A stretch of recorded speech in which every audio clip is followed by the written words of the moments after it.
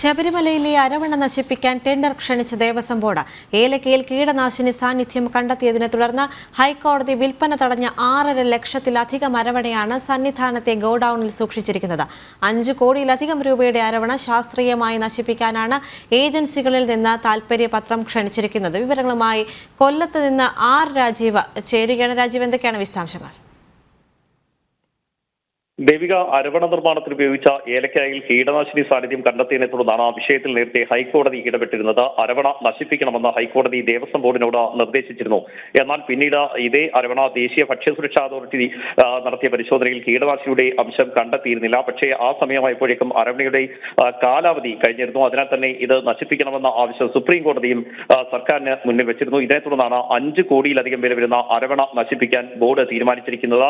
ശാസ്ത്രീയമായി അരവണ നശിപ്പിക്കാൻ കഴിയുന്ന ഏജൻസികളിൽ നിന്നും ദേവസ്വം ബോർഡ് താൽപര്യപത്രം ക്ഷണിച്ചിട്ടുണ്ട്. അതിൽ ചില നിബന്ധനകൾ കൂടി ഉൾപ്പെടുത്തിയിട്ടുണ്ട്. വന്യമൃഗങ്ങളെ ബാധിക്കാത്ത രീതിയിൽ പമ്പയ്ക്ക് പുറത്തെത്തിച്ച് നശിപ്പിക്കണമെന്നാണ് പ്രധാന ആവശ്യം.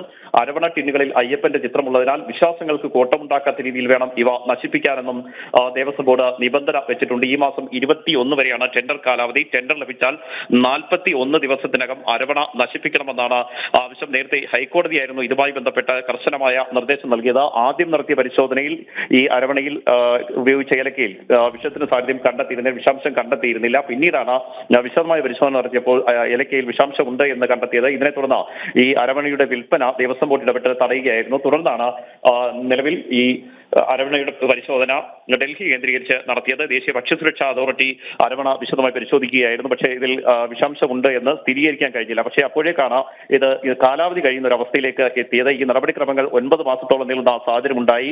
ഈ സമയത്തൊക്കെ ഈ അരവണ സന്നിധാനത്ത് ഗോഡൌണിൽ സൂക്ഷിച്ചിരിക്കുകയായിരുന്നു. ഈ അരവണ ഇനി ഉപയോഗിക്കുന്നത് ശരിയല്ല എന്ന് സുപ്രീം കോടതി ചൂണ്ടിക്കാണിക്കുകയും ചെയ്തിരുന്നു. ഇതിന്റെ അടിസ്ഥാനത്തിലാണ് ദേവസ്വം ബോർഡും അതേ നിലപാട് സ്വീകരിച്ചത്. പിന്നെ കഴിഞ്ഞ കുറെ നാളുകളായി ഈ അരവണ നശിപ്പിക്കുന്നതുമായി ബന്ധപ്പെട്ടുള്ള ശ്രമങ്ങളായിരുന്നു ദേവസ്വം ബോർഡ് നടത്തി വന്നിരുന്നത്. പക്ഷേ ശാസ്ത്രീയമായി പരിശീലനം ലഭിച്ച ഏജൻസികളുടെ ഒരു കുറവ് ദേവസ്വം ബോർഡിന് പ്രതിസന്ധി ഉണ്ടാക്കിയിരുന്നു. പ്രത്യേകിച്ചും ഇത് പമ്പയിലേക്ക് എത്തിക്കാതെ നശിപ്പിക്കാൻ കഴിയില്ല. കാരണം സന്നിധാനത്ത് വെച്ചോ അല്ലെങ്കിൽ സമീപ പ്രദേശങ്ങളെല്ലാം വനങ്ങളാണ്. ആ മേഖലകൾ വെച്ചോ നശിപ്പിക്കുന്നത് വന്യമൃഗങ്ങളെ ബാധിക്കും എന്നായിരുന്നു പ്രധാനമായും ഉയർന്ന വിമർശനം. അതുകൊണ്ട് തന്നെയാണ് ഇത്തരത്തിലുള്ള ഏജൻസികളെ കണ്ടെത്തി ശാസ്ത്രീയമായി തന്നെ അരവണ നശിപ്പിക്കണമെന്ന നിർദ്ദേശം നിലവിൽ ഇപ്പോൾ ഏതായാലും ദേവസ്വം ബോർഡ് മുന്നോട്ട് വെച്ചിരിക്കുന്നത്. ദേവിക.